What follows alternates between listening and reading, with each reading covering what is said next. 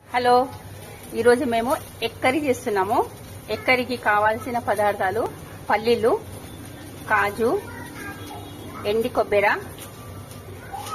నువ్వులు, ధనియాలు, పుదీనా ఇవన్నీ మిక్సీ చేసుకోవాలండి. కాజు కూడా ఉంది, కాజు కూడా మిక్సీ చేసుకోవాలి మెత్తగా పేస్ట్ లాగా. దీంట్లోనే జీలకర్ర, ధనియా పౌడర్ 1 స్పూన్ వేసుకోవాలి. పచ్చిమిర్చి పేస్ట్, ఇంకా చింతపండు, ఇంకా ఆనియన్ ఇవన్నీ కలిపి మిక్సీ చేసుకోవాలండి. బాయిల్ చేసిన ఎగ్స్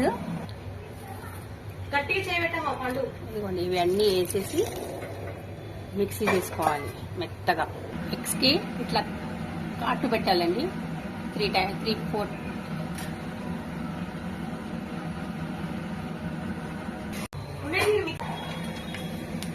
ఎగ్స్ లైట్ గా ఫ్రై చేసి తీసేసుకోవాలండి. బాండి పెట్టుకొని ఒక 3 స్పూన్స్ ఆయిల్ వేసుకోవాలి.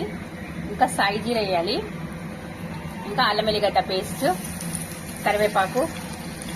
అల్లం ఎల్లిగడ్డ ఫ్రై అయిపోయింది, పచ్చి వాసన పోయేదాకా వేయించుకోవాలి. దాని తర్వాత మసాలా వేసుకోవాలి. మసాలా కూడా మంచిగా సిమ్ లో ఫ్రై చేసుకోవాలండి. కొంచెం ఎర్రకారం వేయాలండి. ఇటువంటి ఇలా మంచిగా